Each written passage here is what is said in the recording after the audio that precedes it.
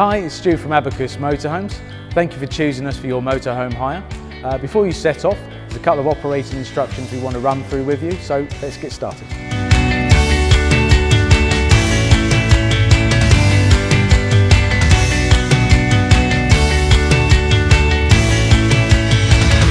You have two keys with this model. The large key, which has the flip out, that is your ignition key, but is also used to remove the diesel cover. The remote buttons will only operate the cab. The smaller key will be used for all the other locks, gas lockers, toilet lockers, and also the habitation door. You'll need to enter the key, give it a quarter turn back to the right and back to the central position to open. To lock it, a quarter turn to the left, back to the central position and out to secure it.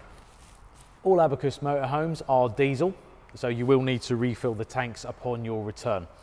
Some models do have the additional AdBlue tank. Just be aware they generally have a range of about 1,200 miles. So if you are doing more than that for your trip, you may need to refill it while you're on your journey. On the driver's door console panel, you have your joystick to control your mirrors. You have two mirrors on each side and your electric windows for the cab as well. In the cab, you also have your privacy blinds. So for these doors, all you do is slide the handle back. There is a magnet on the top here. That will then fan up and attach in place. And then back down and slide the handle into place. On the windscreen, pinch these two buttons together and then slide the blind across. There's one on the other side and they will just clip together in the middle. And then when you're done, squeeze together and then clip them back into place. The control panel in this model is very simplistic. The button in the bottom left-hand corner will indicate whether the panel is on or not. Leave it on all the time, you don't need to switch it off. The amber light on the side here indicates when we have a successful 230 volt power supply connection from a campsite. Top button here is for the water pump, so we press that to activate the pump if we need to use the taps to shower or flush the toilet. The two buttons on the right hand side, this one here will show me how much charge is in the leisure battery and how much water is in the fresh tank. This one will show me how much charge is in the vehicle battery and how much water is in the waste tank. So if I hold that, you can see you have a full charge of battery and a full tank of water. And this one, we have a healthy battery and an empty tank of water. To control your hot water and heating, simply press the button in the middle and your icons will begin to flash. The first icon here is for our ambient heating. So press the button and then turn the decoder to set the ambient temperature that you want. Press to confirm. The next one is for hot water. Press and then we can choose between eco, hot or boost. We generally recommend the eco setting, which is around 40 degrees, and press to confirm. Lastly, we can select the power source we want to run our hot water and heating from. Press the button and then we can choose between gas, a mix of electric and gas, and electric on its own. Gas is obviously if you're not on a campsite and not hooked up to the mains. Mix 1 and mix 2 is 1 or 2 kilowatts of electricity combined with gas. If we don't want to use any gas, then we can just isolate it to 1 or 2 kilowatts of electricity. And press. Using the cooker, it's a very basic function, but there's a couple of safety points to be aware of. If you have a glass top, be sure to lift it before you use the hobs. Okay. When you have finished using the cooking on the hobs, let them cool off before you replace the glass, as they can get very hot and you obviously don't want that to crack or break. Grill and oven positioned down below. You'll have your ignition point on here, and then all you got to do is open the door, switch it to the section that you want and press the button to ignite. And then again, just remembering to close that off when you're finished with it. Now the fridge on this model is the automatic Thetford model, which means it's automatic is it will look after its own power supply. So what that means is if you're on a campsite and you're connected up to the mains, it will automatically run off of the 230 volt electrical power supply. If you're not hooked up on the mains, it will run itself off of gas. Anytime the engine is running, then it will run off of the battery. The vehicle comes with a TV, which has a built-in DVD player. If you wish to use either of those functions, you can simply do this by using the remote. You have the source button at the top, so you can choose between TV or the DVD function. If you're watching TV and you need to tune it, simply go to the TV menu, tab down once you get to the satellite symbol and press to confirm, and then just select auto tune, and that will automatically tune all the TV channels in that region.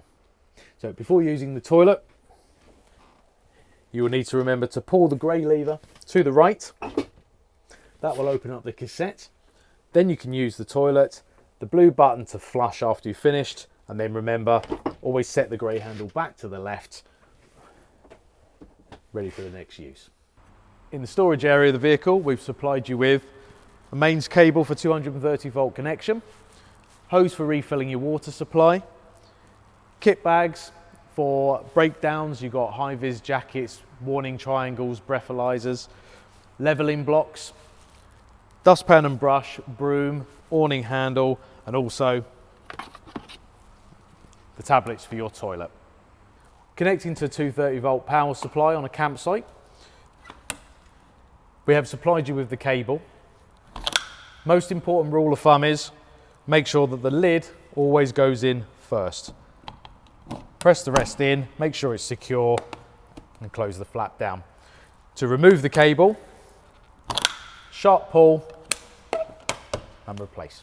To refill your water tank, you'll simply need to lift up the flap, unscrew the cover, take your hose from the back, unwind it completely, connect it up to the nearest tap on site, and then drop the nozzle in to refill it. Once the water starts coming back out of the tank, then you know it is full. At that point, obviously remove the nozzle, replace the cap, and return your hose back to the vehicle. To empty the grey waste in this model, reach underneath and you will see there's the grey pipe. There's a handle about 6 inches away from it. So take the handle, point it downwards towards the ground. Any water in the waste tank will then drain out.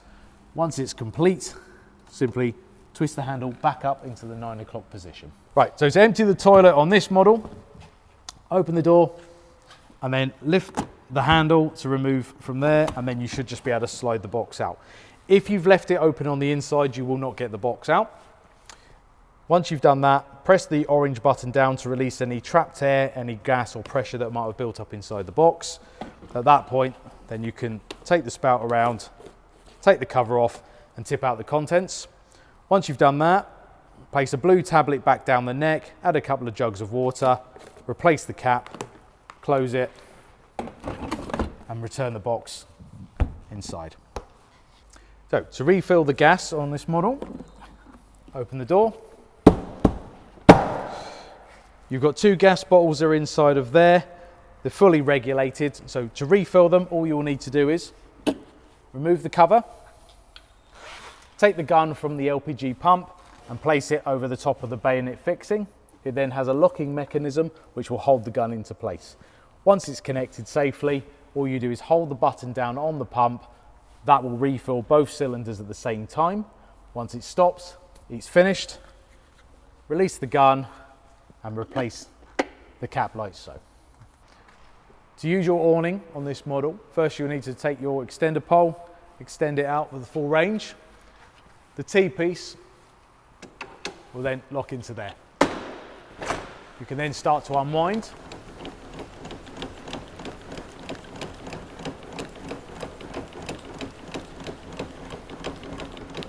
And just checking that it winds out even and flush to the vehicle.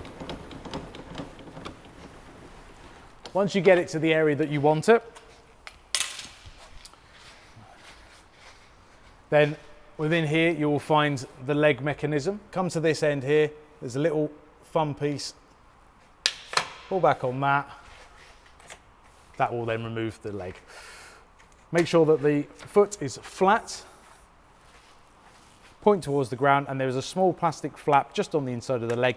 If you lift that up to about a 90-degree angle, you can then extend the leg, get it to the height that you want it, and then push the flap all the way to the top. Repeat the process on the other side. Okay.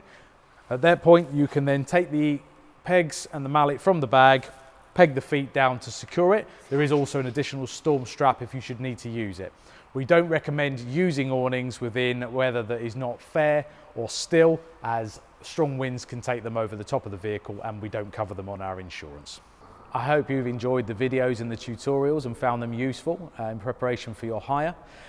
We look forward to seeing you. If you have any further questions or you need any assistance from us, please don't hesitate to contact us on the main number or head over to our website or drop us an email. Feel free to share with us all your experience with Abacus Motorhomes through our social media pages on Facebook or Instagram, or head over to our website to leave any further feedback, and we look forward to hearing from you.